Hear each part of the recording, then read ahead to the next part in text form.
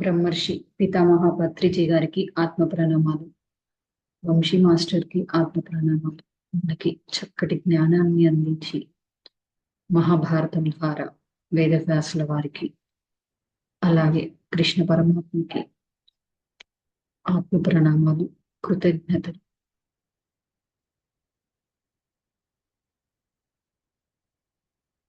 ఇక్కడ ఉన్న అందరికీ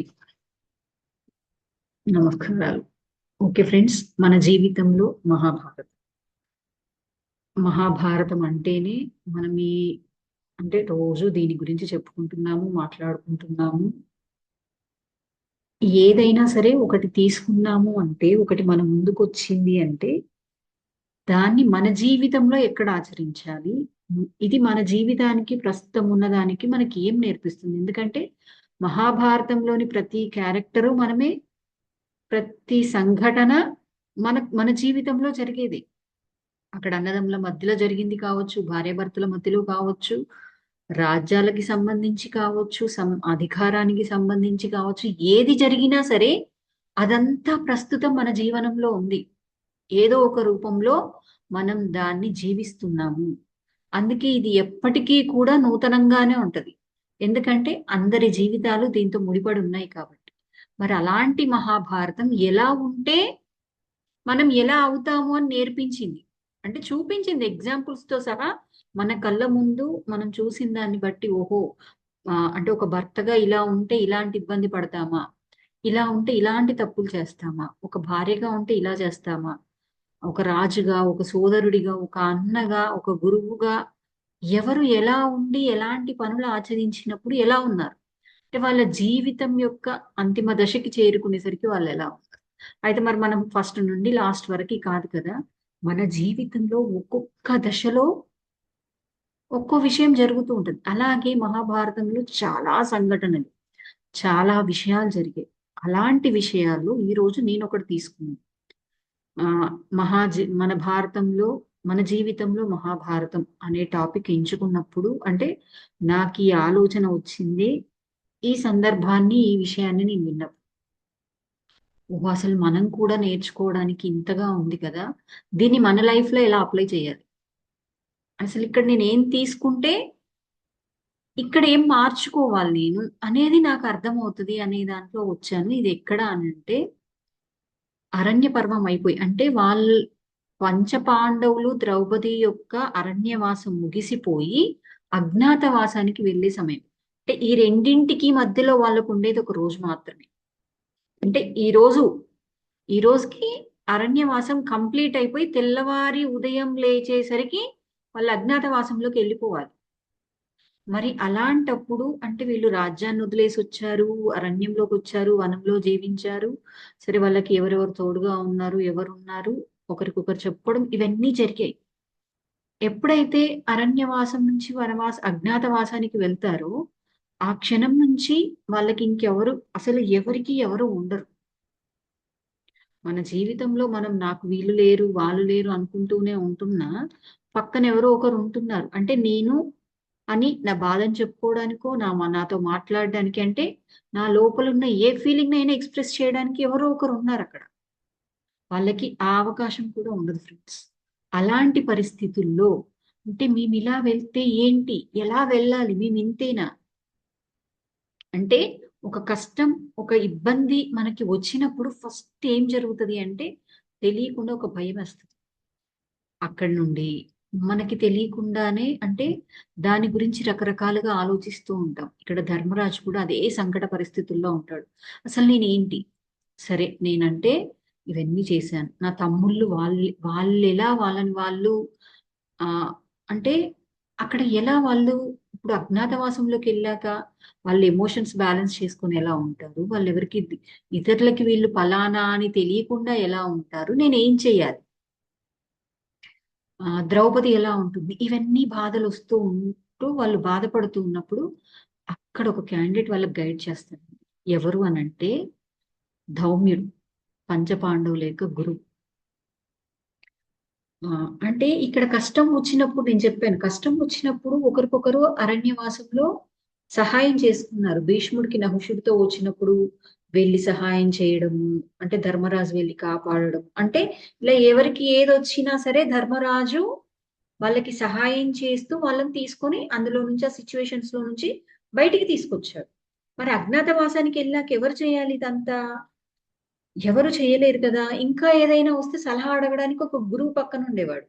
ఇవన్నీ ఉండవు. అంటే బాహ్యంగా మనకేమీ లభించదు. మనం మన అంతరంగంలో నుంచే తీసుకొచ్చుకోవాలి. అంటే మన చుట్టూ ఎవరూ లేనప్పుడు నిజంగా కూడా మన చుట్టూ ఉంటే అందరి వైపు మన దృష్టి మళ్ళిపోతుంది. ఎక్కడెక్కడ బయట సమాధానం దొరుకుతుందా అని వెతుకుతాం. ఇవేవీ లేనప్పుడే మన అంతరంగంలోకి మన ప్రయాణం స్టార్ట్ అయితది ఫ్రెండ్స్. అప్పుడు మన లోతుల్లో వెతుక్కుంటాము. మనం ఏంటి, ఎలా ఉండాలి అనేది తెలుసుకుంటాం.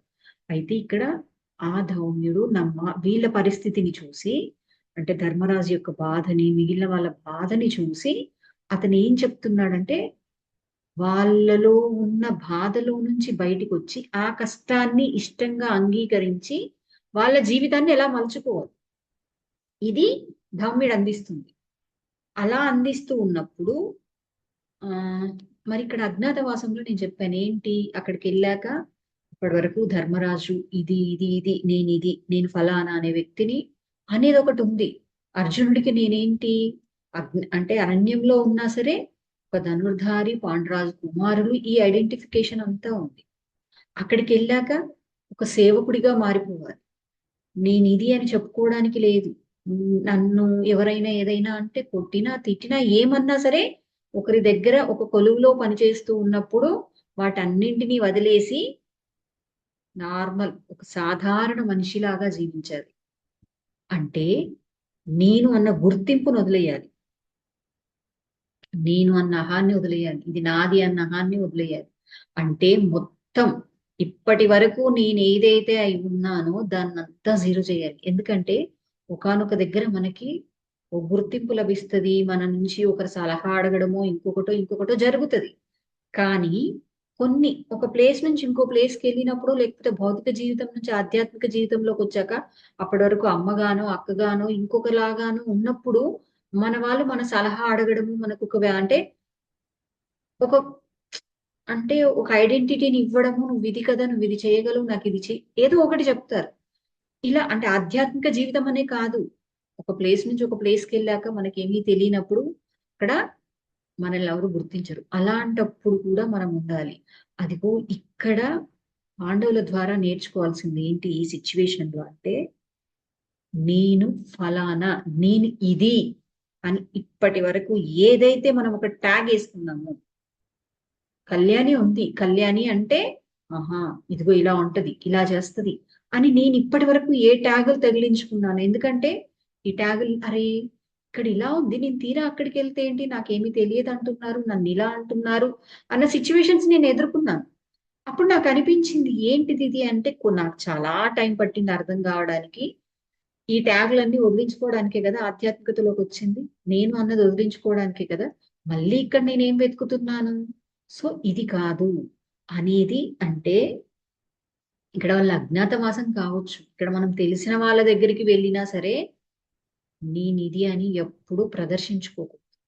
దాన్ని వదిలేసి సాధారణంగా ఉంటేనే అందరితోనూ కలవగలము, అందరిలోనూ ఉండగలము. అందుకనే రాజులు ఏంటండి మారువేషంలో వెళ్ళి వాళ్ళ రాజ్యంలో జరిగిందంతా ఎందుకు అన్వేషించారు? ఎందుకు తెలుసుకోవాలనుకున్నారు? అలాగే వెళ్తే వాళ్ళకెవరు దగ్గరవ్వరు, ఎవరు చెప్పరు. ఇక్కడ మనం కూడా చేయాల్సింది అదే. మన ఇంట్లో ఉన్న వాళ్ళందరితో కావచ్చు, నువ్వు ఇంకో ప్లేస్‌కి షిఫ్ట్ అవ్వాల్సిన పని కూడా లేదు. నేను మీ అమ్మని కదా! నేను చెప్పేది విను కదా! అది కాదు. అది తీసేసి ఇప్పుడు నువ్వు మాట్లాడు నాన్న, ఇప్పుడు నువ్వు మాట్లాడుకుందాం ఏంటి అనేది మనము నేను పెద్ద, నేనిది అనే ఓ పోస్ట్‌ని, ఓ ట్యాగ్‌ని ఏదైతే తగిలించుకున్నామో దాన్ని తీసేస్తే కుటుంబ సభ్యులందరూ కలిసి కూడా వాళ్ళ సమస్యల్ని చర్చించుకొని ఫ్రీగా ఉండొచ్చు. అంటే ఇది ఒక కోణం భౌతికంగా. మరి ఇంకా ఇంకొన్ని సందర్భాల్లో కొన్ని చోట్ల అంటే కొన్ని చోట్లకెళ్తాము, తగ్గించుకోవాలి. ఇవన్నీ జరుగుతాయి. అంటే నేను అన్న అహాన్ని వదిలేయాలి. వాళ్ళ ముందు తగ్గిపోయి ఉండాలి. అలాంటప్పుడు కూడా అంటే నేను ఏదైతే ఇప్పుడు చూడండి ఇంట్లోనే ఒక ఫ్యామిలీ దగ్గర అంత బాగా ఉన్న మనం ఒక ఆఫీస్‌కెళ్ళి ఒక బాస్ దగ్గర తగ్గిపోవాలి. ఇంట్లో వాళ్ళ దగ్గర కూడా తగ్గిపోవాల్సిన సందర్భం ఉంటది. అమ్మ వాళ్ళ ఇంట్లో ఉన్నప్పుడు చాలా బాగుంటది. ఇక్కడికి అత్తగారింటికి వచ్చాక తగ్గిపోవాలి. లేదా ఒకరు మనల్ని బాధ పెడుతూ ఉంటారు.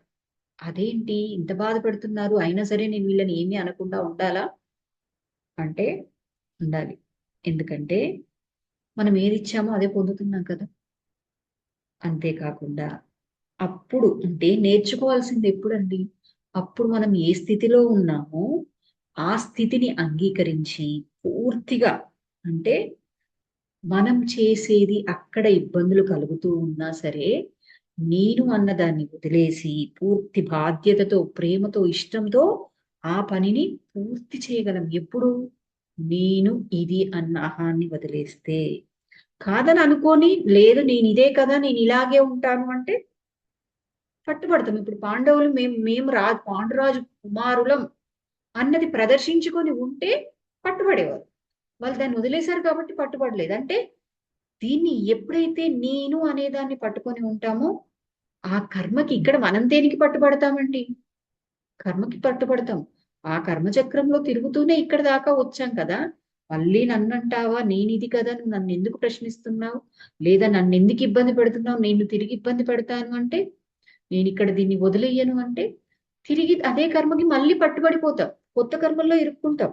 అంటే తిరిగి తప్పు చేస్తాం మనం ఇక్కడ. సో ఆ తప్పు జరగకుండా ఉండాలి అన్నా మనం కర్మకి చిక్కకుండా ఉండాలి అన్నా ఎప్పుడు చిక్కకుండా ఉంటామండి అంటే నేను నాది వదిలేసి ఆ పరిస్థితులతో మిళితం అయిపోయినప్పుడు మన ముందుకొచ్చిన పనిని బాధ్యతని ప్రేమగా ఇష్టంగా స్వీకరించి పూర్తి చేసిన ఇక్కడ నాకు ఇది అనిపించింది ఫ్రెండ్స్.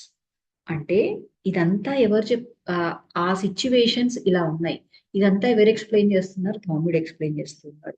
అయితే ఈ ఎక్స్ప్లెయిన్ చేస్తూ ఆ ఇక్కడ ఏంటి తిరిగి కర్మలో ఇరుక్కున్నాము తిరిగి పట్టుబడ్డాము అంటే మళ్ళీ ఆ చక్రం తిరుగుతుంది మళ్ళీ మన జీవితంలోకి వస్తుంది. అలా వచ్చినప్పుడు అంటే అలాంటి పరిస్థితులు వచ్చినప్పుడు మరి ఇలాంటి వాళ్ళు ఇలాంటి పరిస్థితులు ఎవరికైనా వచ్చాయా నిజంగా ఇలా ఉన్నారా అని అందరికీ డౌట్ వస్తుంది కదా. మనకి డౌట్ వస్తుంది. అసలు అలాగే ధర్మరాజుకి వీళ్ళకి కూడా సందేహాలు వచ్చాయి. ఆ సందేహం వచ్చినప్పుడు అక్కడ గురువు అడిగారు. ఇక్కడ అంటే గురువుని అక్కడ పక్కన గురువు ఉన్నారు అడిగాము. మరి మనం మన చుట్టూ జరుగుతున్న జీవితాల ద్వారా ఎగ్జాంపుల్స్ తీసుకోవచ్చు. మనం ఎవరి మార్గదర్శనంలో ఉన్నామో వాళ్ళ ద్వారా తీసుకోవచ్చు. మనం నిజంగా గురువు అనుకున్న వాళ్ళ ద్వారా కూడా ఈ విషయాన్ని అవగాహన పొందొచ్చు. యూనివర్స్ మనం అడిగితే ఏదో ఒక రూపంలో ఇస్తుంది. సో అక్కడ దౌమ్యుడు చెప్తున్నాడండి. ఏం చెప్తున్నాడు అంటే ఇలాంటి సమస్య ఒక రెండు ఎగ్జాంపుల్స్ తీసుకుందాం. ఇంద్రుడు ఇంద్రుడి గురించే ఇచ్చాడు రెండు ఎగ్జాంపుల్స్. ఒకానొక సమయంలో ఇంద్రుడు ఏం చేస్తాడంటే దేవేంద్రుడు వృత్తాసురుణ్ణి సంహరిస్తాడు. అయితే ఆ వృత్తాసుర సంహారానికి ముందు ఒక ప్రజాపతి కొడుకు సాధన చేస్తూ ఉన్నప్పుడు ఆ అంటే ఇక్కడ ఏంటి అంటే నా పదవికి అనేది పెడతాడు కానీ ఓకే అంటే అతన్ని పరీక్షించడానికి కావచ్చు ఏదైనా సరే అతన్ని వెళ్ళి డిస్టర్బ్ చేసి అతన్ని చంపేస్తాడు.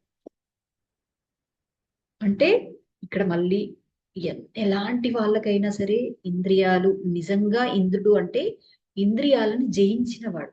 అలాంటి ఇంద్రియాలను జయించిన వాళ్ళు కూడా ఒకానొక సందర్భంలో పడిపోతారు. అది ఇక్కడ మనం అర్థం చేసుకోవాల్సింది. ఇంద్రుడు అంటే ఇలా ఉంటాడా నిజంగానా అంటే అది కాదు. నిజంగా ఆయన మన ఇంద్రియాలను పరీక్షించడానికి వస్తాడు.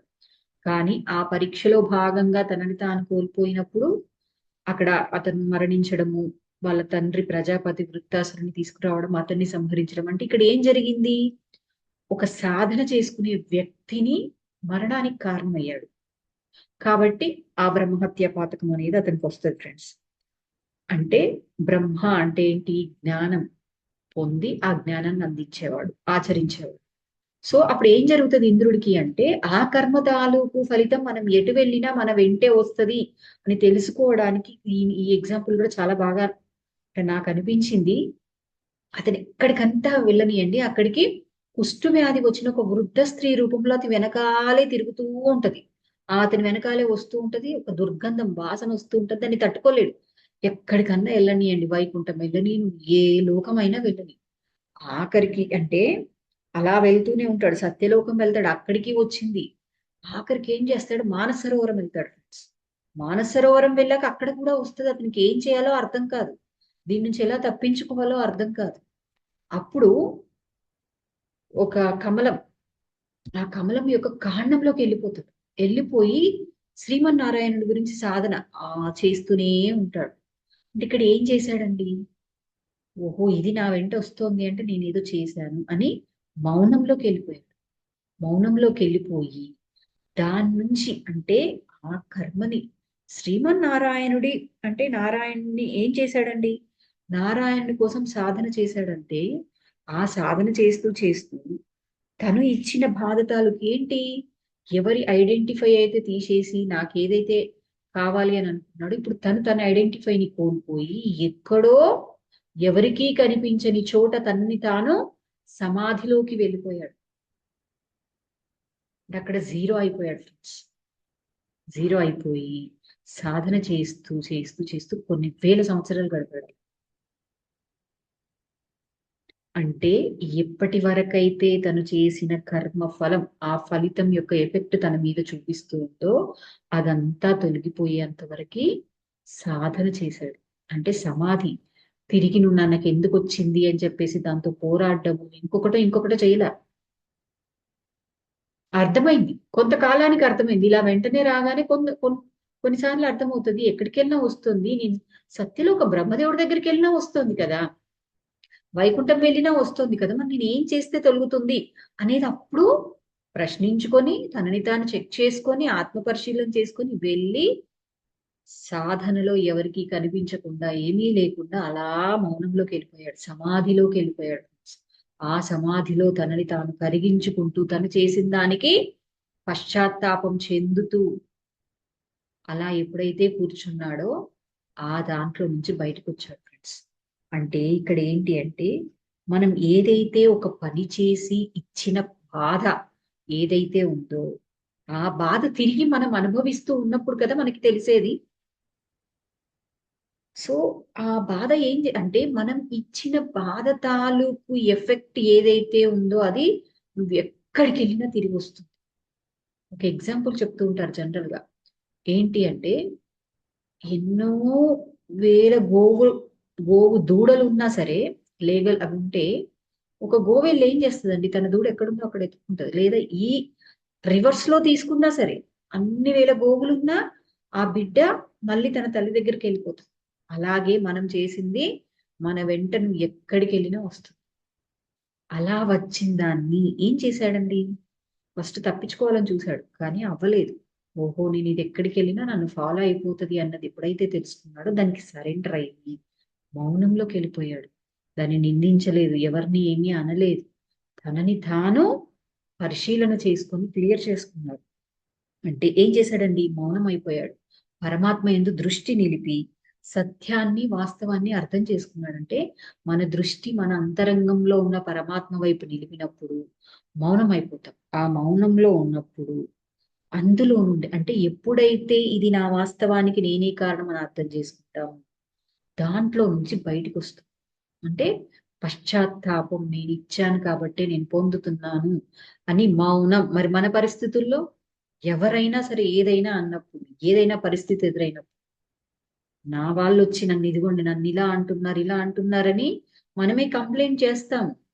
కానీ ఆ కంప్లైంట్ నేచర్ లోకి వెళ్ళకుండా ఏం చేయాలి అంటే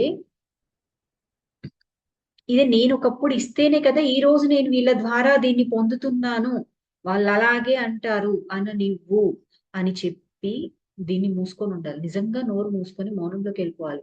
మనస్సు లేపుతూ ఉంటది, మనస్సు అడుగుతూ ఉంటది నువ్వు ఎందుకు మౌనంగా ఉంటున్నావు, నువ్వు చెప్పొచ్చు కదా అంటే లేదు లేదు నేను నా వాస్తవానికి నేనే కారణం కదా, గతంలో నేను ఇస్తేనే కదా ఈ రోజు వీళ్ళ ద్వారా పొందుతున్నా, మరి నేను తిరిగి ఇప్పుడు అనాలా అని ఇంకా కొత్తగా ఇంకేమైనా మళ్ళీ ఇబ్బందుల్లోకి వెళ్ళాలా, మళ్ళీ బాధ ఇస్తేనే ఈ బాధను అనుభవిస్తున్నాను కదా తిరిగి బాధను మళ్ళీ ఇవ్వాలా, నేను ఇవ్వకూడదు అని ఎప్పుడైతే అనుకుంటామో ఆటోమేటిక్ గా మౌనంలోకి వెళ్ళిపోతాం. అలా మనం అనుకుంటూ మన లోపల వచ్చే ప్రశ్నలకి సమాధానం ఇచ్చుకున్నప్పుడు అది మౌనం అవుతుంది. అక్కడ మౌనం అయితేనే మనం తిరిగి కొత్త ప్రతిచర్య చెయ్యం. అంటే మన స్పందన మన చేతుల్లో ఉంటుంది. అంటే ఇక్కడ నాకు అనిపించింది ఏంటిది అంటే దాన్ని అనుభవించినప్పుడు మౌనంలోకి వెళ్ళాలి. పరమాత్మ యందు అంటే మన అంతరంగంలో ఉన్న ఆ పరమాత్మ మీద దృష్టి నిలవాలి. Okay, next second example. ఇంద్రుడు, ఇదే ఇంద్రుడు ఏం చేస్తాడు అంటే బలి చక్రవర్తి తపస్సు చేసి ఇంద్రుడి మీదకి దండయాత్రకు వచ్చేస్తాడు. వచ్చినప్పుడు ఎలా అంటే ఆయన గురువు యొక్క శుక్రాచార్యుడి అనుగ్రహంతో ఒక రథాన్ని తీసుకుని ఆ రథం మీద వస్తాడు. సో ఎవ్వరు అతన్ని అడ్డుకోలేరు. అలాంటప్పుడు ఏం జరుగుతుంది అని అంటే ఇంద్రుడు ప్రయత్నం చేస్తాడు, చేశాక గురువుని అడుగుతాడు. బృహస్పతి కదా, ఆ వాళ్ళ గురువు అడిగితే అతనికి ఇప్పుడు గురుబలం అంటే గురువు యొక్క అనుగ్రహంతో వచ్చాడు అంటే దానికి తగ్గ సాధనాథం చేశాడు. ఆ గురువు నుండి దానికి కావలసినవన్నీ సమకూర్చుకొని వచ్చాడు ఇక్కడ. సో ఇప్పుడు నువ్వు అతన్ని ఓడించలేవు. మరి ఓడించలేనప్పుడు ఏం చేయాలి అంటే ఇక్కడ నుండి వెళ్ళిపో, అజ్ఞాతవాసంలోకి వెళ్ళమంటాడు. ఇప్పుడు అంటే ఏదైతే మనకి సమయం అనుకూలంగా లేదో, మనకి ఎప్పుడు వంశీ సార్ చెప్తూనే ఉంటారు, సమయం సహకరించినప్పుడు, కాలం కలిసి రానప్పుడు కాలానికి వదిలేయండి అంటారు కదా. అదిగోండి కొన్ని సందర్భాల్లో కొన్ని మనం ఇచ్చిన బాధలు తిరిగి మన జీవితంలోకి వచ్చినప్పుడు, ఆ బాధని అనుభవిస్తూ ఉన్నప్పుడు ఆ కాలానికి సరెండర్. ఇక్కడ సరెండర్ అయ్యేది నువ్వు ఎదుటి వ్యక్తికి కాదు. ఎదుటి వ్యక్తిలో నువ్వు ఏదైతే కర్మని యాక్టివేట్ చేసుకొని ఫలానా సమయంలో నన్ను ఇబ్బంది పెట్టు నేను గతంలో ఇచ్చిన దానికి అని అనుకొని వచ్చామో దానికి సరెండర్ అవ్వాలి ఇక్కడ. ఎవరికి సరెండర్ అయ్యేది ఇక్కడ నిజంగా మనము మనల్ని బాధ పెట్టే వాళ్ళకి సరెండర్ అవ్వట్లేదు. మనం బాధ పెట్టడానికి కారణం వాళ్ళు ఎవరు అంటే మళ్ళీ మనమే కదా. అంటే మనం ఇచ్చిన దానికి మనకి మనమే సరెండర్ అయ్యి మూసుకొని కూర్చోవాలి నిజంగా. అక్కడ ఇంద్రుడు ఏం చేస్తాడు తెలుసా? ఇంద్రుని భార్య శచీదేవితో సహా పిల్లలు, అతని పిల్లలు, చిన్న పిల్లలు, జయంతుడు, వీళ్ళందరూ కూడా ఒక భూమి మీదకి వచ్చి అడవి జాతి వాళ్ళలో కలిసిపోయి వాళ్ళలా జీవిస్తూ, ఇంద్రుడు వాళ్ళలా అడవిలోకి వెళ్ళి పనులు చేస్తూ ఉంటాడు. శచీదేవి ఏమో ఈ 4 ఇళ్లలో పనులు చేస్తూ ఉంటది. ఆ జయంతుడు అతని పిల్లలకు చాలా మంది పిల్లలు ఉంటారు. వాళ్ళందరూ ఆ అడవి మనుషుల పిల్లలతో కలిసి ఆడుకుంటూ వాళ్ళ పనులు వాళ్ళు చేస్తూ ఉంటారు. అంటే ఇక్కడ మొత్తానికి వాళ్ళు ఇది అన్నది మొత్తాన్ని జీరో చేసేసారు. జీరో చేశారు. తగ్గడం అంటే ఇక్కడ నాకేమనిపించింది, ఇప్పుడు ఒక పరిస్థితి వచ్చినప్పుడు ఒకలాగా మౌనంలోకి వెళ్ళిపోయి సమాధిలోకి వెళ్ళిపోయారు. ఒక కర్మని ఒక పరిస్థితిని అనుభవిస్తుంది. మరి ఇక్కడ ఇదేంటండి అంటే ఇది ఇంకొక సిచ్యువేషన్. ఇంకో సిచ్యువేషన్ లో నేను అక్కడ అలా ఉన్నాను కదా, ఇక్కడ ఇలా కాదు. ఇప్పుడు ఇక్కడ ఒక్కడు కాదు, మొత్తం పరివారాన్ని తీసుకొని ఎక్కడ మౌనంలోకి వెళ్ళిపోతాడు? మౌనం అయ్యాడు, కానీ ఎక్కడో సాధనలో కాదు. దాన్ని కుటుంబం అంతటినీ చూసుకోవాలి కాబట్టి తనని గుర్తించని విధంగా అంటే నేను ఇది అనే గుర్తింపును తీసేసి పూర్తిగా జీరో అయిపోయి, ఎవరైతే ఒక అడవి జాతి అని మనం అనుకుంటున్నాము ఆ జాతిలో మమేకం అయిపోయాడు, మిళితం అయిపోయాడు. కుటుంబం అంతా అందులో కలిసిపోయింది. అంటే ఒక్కొక్క సందర్భానికి ఒక్కొక్క విషయానికి ఒక్కొక్క బాధను అనుభవిస్తూ ఉన్నప్పుడు ఒక్కోలాగా చేయాలి. అందుకని each and everything is learning. ప్రతి క్షణం, ప్రతి మూమెంట్, ప్రతి విషయం కూడా మనకి కొత్త విషయాన్ని నేర్పిస్తుంది. ఆ కొత్త విషయాన్ని నేర్పిస్తుంది అంటే అన్నింటికి ఒకేలాగా స్పందించడం కాదు, ఒకేలాగా ఆచరించడం అవ్వదు. అందుకని ఏ క్షణంలో ఎలా జీవించాలి అనేది మన జీవితంలో వచ్చే సంఘటనలు మనకు నేర్పిస్తాయి. ఎందుకంటే కృష్ణుడు ఎగ్జాంపులే మనం ఎన్నో సార్లు చెప్పుకున్నాము, సార్ ద్వారా ఎన్నో సార్లు విన్నాము. యుద్ధం చేయాల్సి వచ్చినప్పుడు యుద్ధం చేయి, పారిపోవాల్సి వచ్చినప్పుడు పారిపో అని చెప్తాడు. అర్జునుడినే పరిగెత్తంటాడు కదా. కాలయవనుడు సంహరించాల్సి వచ్చినప్పుడు కాలయవన్ని మనం కాదు సంహరించాల్సింది, అతని కాలం ఇంకో రూపంలో సంహరిస్తుంది అని అక్కడి నుంచి పారిపోతాడు. మరి మనము లేదు లేదని నేను ఢీ కొట్టడానికి వెళ్తే ఇంద్రుడు ప్రయత్నం చేశాడు, అవ్వలేదు.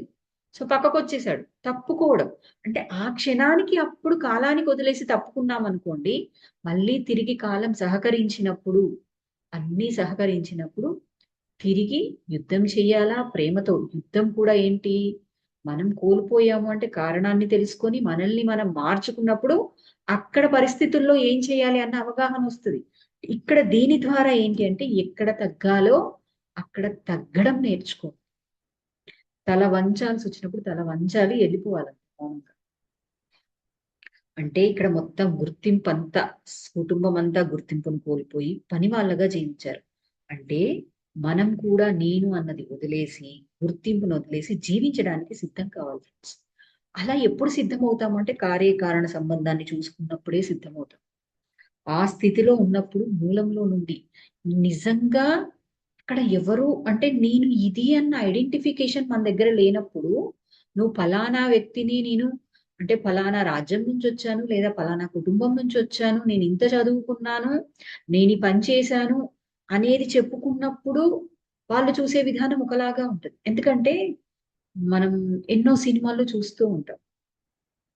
ఆ సినిమాల్లో అప్పటి వరకు చక్కగా ఫ్రెండ్స్ లాగా కలిసి ఉంటారు. ఎప్పుడైతే ఆ అమ్మాయో, ఆ అబ్బాయో సీఎం కూతురు ఒక మంచి కోటీశ్వరుల అమ్మాయో అనగానే మొత్తం మారిపోతది సిట్యుయేషన్ అంతా. అంతే కదా! 'ప్రేమకు వేలాయరా' మూవీలా సౌందర్య జేడీ చక్రవర్తి. 'ప్రేమకు వేలాయరా' కాదు, ఇంకేదో మూవీ.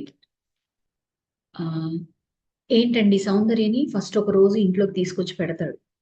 పెట్టినప్పుడు వాళ్ళేం చేస్తారంటే వాళ్ళలాగా కలిసిపోయి వాళ్ళతో పనులు చెబుతూ అన్ని పనులు చేయిస్తారు, అన్నీ చూస్తారు. ఎప్పుడైతే ఈమె మా బాస్ కూతురు అని చెప్పి మళ్ళీ తీసుకొచ్చి పరిచయం చేస్తాడో వెళ్ళేటప్పుడు, ఆ తర్వాత ఆమె వచ్చినప్పుడు సౌందర్య వచ్చినప్పుడు ఆమెని కుర్చీలో కూర్చోబెట్టి నువ్వేం పని చేయకు, నీకేం కావాలి ఇవన్నీ చేస్తారు. మరి ఇలా వాళ్ళకి దూరంగా ఉంటే నేర్చుకుంటామా? వాళ్ళతో కలిసిపోతే నేర్చుకుంటామా? మన మూలంలో నుండి ఎలా మార్చుకుంటాము అంటే వాళ్ళతో కలిసిపోయినప్పుడు మార్చుకుంటాం. వాళ్ళతో కలిసిపోయినప్పుడు మనం ఏం చేయాలన్నా ఏదైనా సరే ఫ్రీగా వాళ్ళు చెప్తారు. మనము చేస్తాం. అందుకనే నేను నాది అన్నది వదిలేయమని చెప్పేది. ఇక్కడ అంటే నాకు ఈ టాపిక్ మొత్తంలో కూడా నేను తెలుసుకున్నది ఏంటి అంటే అదే. నేను అన్న అహాన్ని వదిలేయడం. నేను అన్న గుర్తింపును వదలడం. సెల్ఫ్ ఐడీని వదులుకోవడం. ఇప్పుడు అయితే దీని ద్వారా ఇలాంటి పరిస్థితులొచ్చాయి. నేను అన్నది వదిలేయాలి. ఆ పరిస్థితులొచ్చాయి. ఓకే. మరి ఆ వదిలేసినప్పుడు కూడా మరి మనం ఎలా జీవించాలి? అంటే ఇది ఎప్పుడైతే విన్నారో ధర్మరాజులో కానీ, మిగిలిన వాళ్ళలో కానీ, అంటే ధర్మరాజు, భీముడు, అర్జునుడు, నకులు, సహదేవుడు, ద్రౌపది వీళ్ళందరిలోనూ ఒక మోటివేషన్. అంటే వాళ్ళలో వాళ్ళకి ఓకే. దీన్ని కూడా మనం చెయ్యగలము అన్న ధైర్యం, మనోస్థైర్యం, ఆత్మవిశ్వాసం అన్నీ వచ్చాయి. అప్పుడేం జరిగింది అనంటే అప్పుడు వాళ్ళు డెసిషన్ తీసుకున్నారు.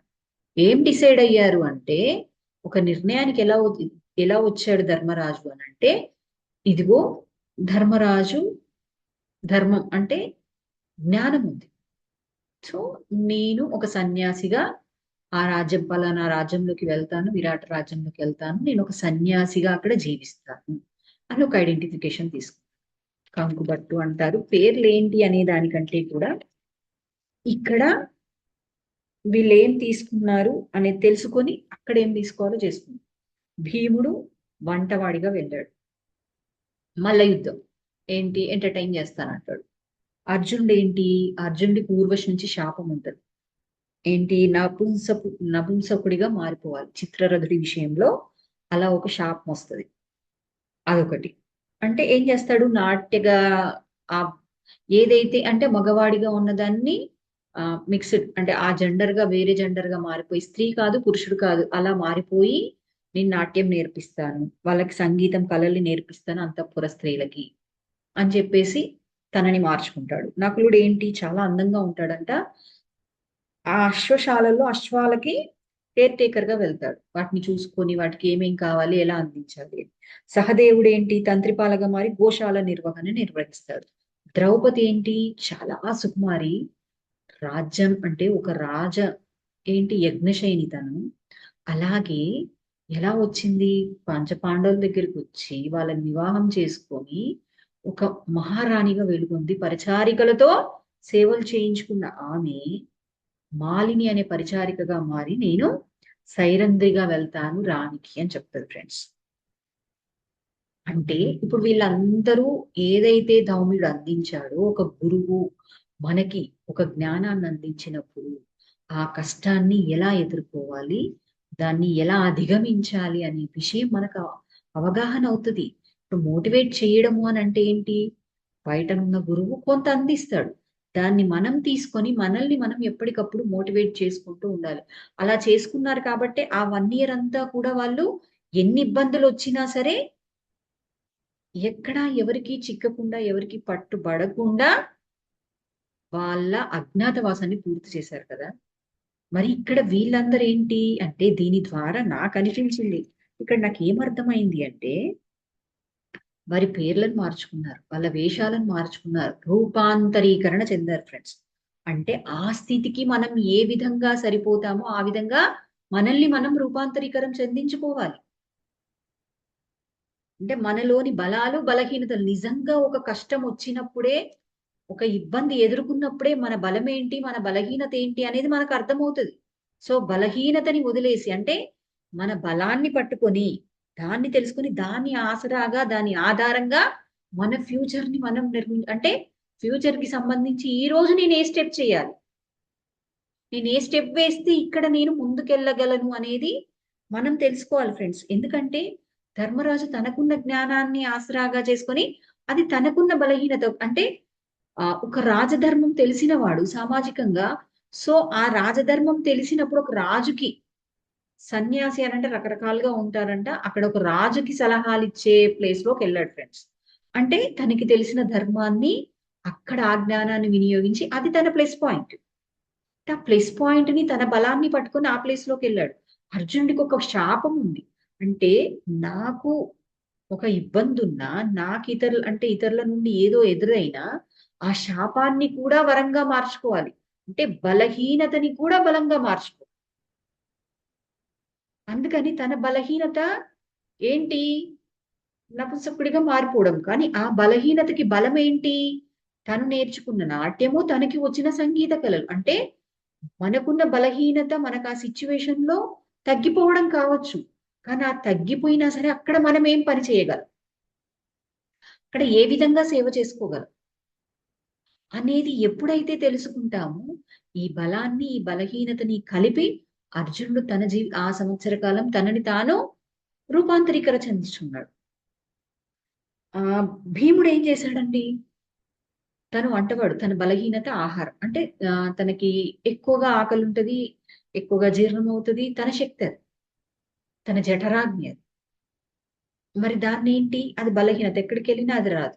మరి ఈ బలహీనతకి బలమేంటి అంటే వంట చెయ్యగలగడం.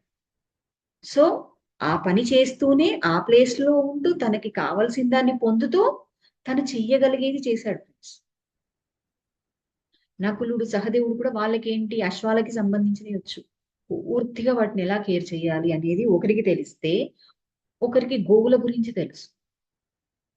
సో, వాళ్ళ బలాలు వాళ్ళు తెలుసుకొని అంటే ఆ విషయంలో నిష్ణాతులు వాళ్ళు. నైపుణ్యం ఉన్నవాళ్ళు. ఆ నైపుణ్యాన్ని ఉపయోగించుకొని ఆ పోస్ట్‌లోకి వెళ్ళిపోయారు. మనం కూడా మనకొక కష్టం వచ్చినప్పుడు ఓకే. మనం ఇది చెయ్యలేము. కానీ దీన్ని అధిగమించాలంటే ఇప్పుడు నేనేం చేయాలి? ఇప్పుడు నాలో ఉన్నదేంటి? నా బలం ఇదైనప్పుడు నా బలహీనత ఏంటి? నా బలమేంటి? ఇప్పుడు నా బలాన్ని వాడాలా? నా బలహీనతని వాడాలా? 2 కలిపి వాడాలా? ఇవి ఇక్కడ వీళ్ళు అప్లై చేశారు ఫ్రెండ్స్. ద్రౌపది ఏంటి తనొక మహారాణిగా ఉన్నప్పుడు ఎలా అలంకరించుకోవాలి? ఎలా అంటే నగలెలా అలంకరించాలి? తన జుట్టు ఎలా ముడివేసుకోవాలి? చీరలు అంటే ఇవన్నీ వస్త్రాభరణాలు ఎలా ధరించాలి? ఎలా అలంకరించాలి? అనే జ్ఞానం, నాలెడ్జ్ అంతా ఉంది. దాని ఆధారంగా నేను ఆ ప్లేస్‌లోకి వెళ్తాను. ఆ ప్లేస్‌లోకి వెళ్ళాక కూడా ఫ్రెండ్స్ ఇక్కడ ఇంకొక లెర్నింగ్ ఉంటది. ఏంటి అంటే అప్పటి వరకి రాజులుగా నేర్చుకోవడము అన్నాం. మనం బలాల్ని, బలహీనతలను గుర్తించి ఆ పని చేయడం ఒకటైతే, ఆ ప్లేస్‌లోకి వెళ్ళినప్పుడు అక్కడ వాళ్ళు ఎలాంటి బాధను అంటే ఆ ప్లేస్‌లో, ఆ పోస్ట్‌లో ఉన్న కష్ట సుఖాలు తెలుసుకోవడం. ఎప్పుడైతే కష్టము, సుఖము అన్నీ తెలుసుకుంటామో, రేపు మన దగ్గర అలాంటి పని ఇంకెవరైనా చేస్తే, ఓహో! ఇక్కడ మనం ఆ రోజు అనడానికి ముందు వాళ్ళకి అది ఇచ్చాక కూడా వాళ్ళెక్కడైనా ఇబ్బంది పడుతున్నారా? వాళ్ళకేమైనా మన వల్ల ఇబ్బంది అవుతుందా? లేదా ఎక్కడైనా పొరపాటున చిన్న తప్పు చేసినా వాళ్ళని శిక్షించాలా? లేదు లేదు. అందులో ఉన్న సాధక బాధలు తెలుసుకొని దాన్ని సరిదిద్దుకుంటాం. అంటే అప్పుడు కూడా నువ్వు రేపు ఒక అధికారిగాను, ఒక అధికారం అంటే అప్పటి వరకు వర్కర్‌గా ఉన్నావు. రేపు ఒక ఆఫీసర్‌గా మారిపోయావు. అప్పుడు ఏం జరుగుతదో తెలుసా? అరే! అక్కడ ఉండే కష్టం ఇది కదా! ఆ సమయంలో కొంచెం అలా జరిగింది. ఓకే అని అంగీకరిస్తా. అంటే అది కూడా లెర్నింగే కదా! ఇది నాకు తెలిసి అంటే పర్ఫెక్ట్‌గా తెలీదు గానీ ఇంగ్లాండ్‌లోనేమో పోలీస్ అధికారులు ఎక్కడి నుండి స్టార్ట్ అవుతారో తెలుసా? మేబీ కానిస్టేబుల్ అంటే అక్కడ ఏం పోస్టులు అంటారో నాకు తెలీదు. జీరో నుండి కంపల్సరీ బేసిక్ పోస్ట్ నుంచి స్టార్ట్ అయ్యి వాటిలో ఎంత చదివినా సరే ఇవన్నీ చేసి అంటే మరి కొన్ని రోజులు ట్రైనింగ్ రూపంలో ఇస్తారో ఎలా ఇస్తారో కానీ ఒక మంచి ఆఫీసర్ పోస్ట్ లోకి వెళ్తారంట. అంటే కింది నుంచి మీదికి వెళ్ళినప్పుడు అక్కడ ఉండేటివన్నీ కూడా అర్థమవుతాయి కదా! అప్పుడు నేను అధికారిని, నాకు అధికారం ఉంది అనే దాన్ని మనం ప్రదర్శించము. అంటే తిరిగి అక్కడ మళ్ళీ అహంలోకి వెళ్ళి ఆ పదవి వచ్చినా, లేదా మనం దాని బాధ్యతని పూర్తిగా తీసుకొని నిర్వర్తిస్తూ ఉన్నా సరే అందులోకెళ్ళం ఫ్రెండ్స్. ఎందుకంటే అక్కడి నుండే వచ్చాం. ఆ విషయాలన్నీ అర్థమయ్యాయి. అక్కడ కష్టమేంటి? సుఖమేంటి? ఏ క్షణం ఎంత ఎరుకతో ఉండాలి? ఒకరి దగ్గర పని చేస్తూ ఉన్నప్పుడు ఏంటి నేనన్నది బయటికి తెలియకూడదు. అంటే నేనిది అన్నది బయట పెట్టుకోకుండా వాళ్ళంటే అజ్ఞాతవాసంలో ఉన్నారు. మనం అజ్ఞాతవాసంలో ఉండకపోవచ్చు. మన కుటుంబంలోనో లేదా తెలిసిన వాళ్ళ దగ్గరో, ఇంకొకరి దగ్గరో వర్క్ చేయడానికెళ్ళొచ్చు.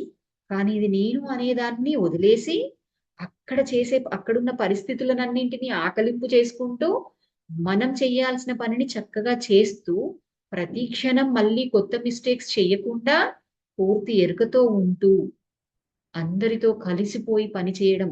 అందరితో కలిసుంటే ఎలా పని చేయించగలం? లేదా ఎలా నేర్చుకోగలం ఇక్కడ? ఇక్కడ పని చేయించడం అంటే కమ్యూనికేషన్ రావాలి గదా! అంటే మనం ఇబ్బంది పడకుండా, మనల్ని మనం బాధ పెట్టుకోకుండా, ఇతరులని బాధ పెట్టకుండా, నొప్పింపక తానొవ్వక, తప్పించుకు తిరగడం కాదిక్కడ. నొప్పింపక తానొవ్వక అందరితో కలిసిపోయి పని చేసుకోవడం, నేర్చుకోవడం, మనల్ని మనం మలుచుకోవడం. ఇవన్నీ ఎందుకొస్తాయండి అంటే, మనల్ని మనం మార్చుకోవడానికి, మనం ఆచరించడానికి, మనం నేర్చుకోవడానికి. అంటే ఒక కష్టం వచ్చింది. ఇక్కడ నాకిది ఏం నేర్పిస్తుంది? ఒక 10 మందిలో మనల్ని ఒక మాట అన్నారు. ఓకే. ఇక్కడ నన్ను మాట అన్నారు అని వాళ్ళని పాయింట్ ఔట్ చేయాలా? ఇది నాకెందుకొచ్చింది అని మనల్ని మనం ప్రశ్నించుకొని, మనల్ని మనం సెల్ఫ్ చెక్ చేసుకొని, అక్కడ మనం ఏం చేశాము? ఇది రావడానికి ప్రస్తుతం సిట్యుయేషన్ కారణమా? గతం కారణమా? అని వెళ్ళి దాంట్లో మనమేం చేశామో తెలుసుకొని మార్చుకోగలగాలి. అదే కదా ఆచరించడం అంటే.